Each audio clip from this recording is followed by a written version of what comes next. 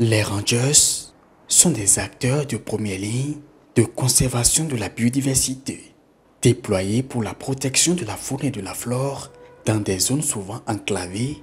Ils exécutent leur travail dans des conditions difficiles, exposés aux intempéries, mais aussi à la fureur des animaux sauvages. Les rangers subissent également des attaques de la part des braconniers et autres criminels. Du fait qu'ils arrêtent les braconniers, les rangers sont souvent perçus comme des personnes hostiles vis-à-vis de leur communauté. Mais comme le démontre ici Noël Boni-Tchabi, ranger au parc national de la Pendjari, la réalité est tout autre. C'est parmi vous, nous avons quitté pour devenir ce qu'on est aujourd'hui. Et on a aussi besoin de vous pour arriver où nous sommes en train d'aller. Un braconnier qui abat un lion, il va le manger, c'est fini. Maintenant, nous, on essaie de sauvegarder ce lion.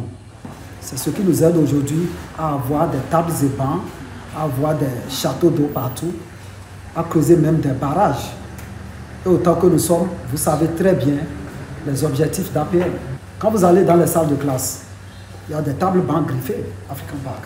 Recruté au sein de la deuxième promotion des Rangers du Parc national de la Pendjari, Noël Boni-Tchabi organise depuis 2020 un tournoi dénommé les Messagers d'African Parks avec le soutien et la participation de ses collègues Rangers. De leur salaire, ces passionnés de la nature se cotisent de l'argent pour financer le tournoi. Avant chaque compétition, une séance de sensibilisation est tenue pour expliquer à la communauté le rôle du ranger et la mission d'African Parks.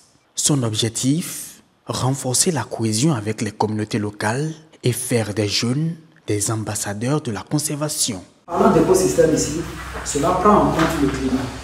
Dans le climat, on peut encore dénombrer un nombre de choses. En exemple, vous allez constater aujourd'hui que si nous allons faire un peu le bilan de l'intensification de la chaleur, vous verrez qu'en 2023, c'était plus bas. Quand on en déboise, combien en reboise? Donc aujourd'hui, nous devons commencer par inculquer ça dans la tête de nos parents, nos frères et sœurs, qui vraiment entravent cette biodiversité. D'où il faut penser aussi à reboiser, au lieu d'aller décimer, au lieu d'aller vraiment piller le parc. Aujourd'hui, African Park, c'est une porte ouverte pour tout le monde. Non seulement le métier de rangers, il y a aussi bon nombre parmi nous qui viennent dedans en tant que manœuvre pour gagner leur pain quotidien.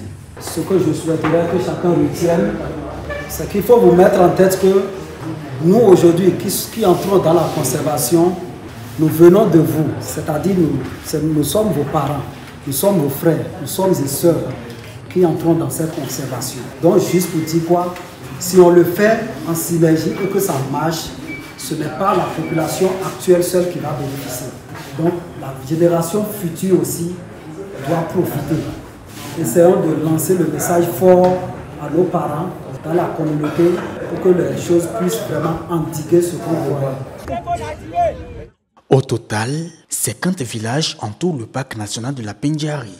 Malgré les nombreux efforts de sensibilisation consentis, la participation active des communautés locales à la conservation de la biodiversité demeure un objectif majeur. Grâce au tournoi de football des Messagers d'African Parks, organisé par Noël Tchabi, beaucoup de jeunes sont positivement impactés. Aussi, lançons-nous un appel à l'endroit de toutes les bonnes volontés qui pourraient accompagner cette initiative en apportant à l'équipe des Rangers de la Pendjari leur contribution de divers ordres.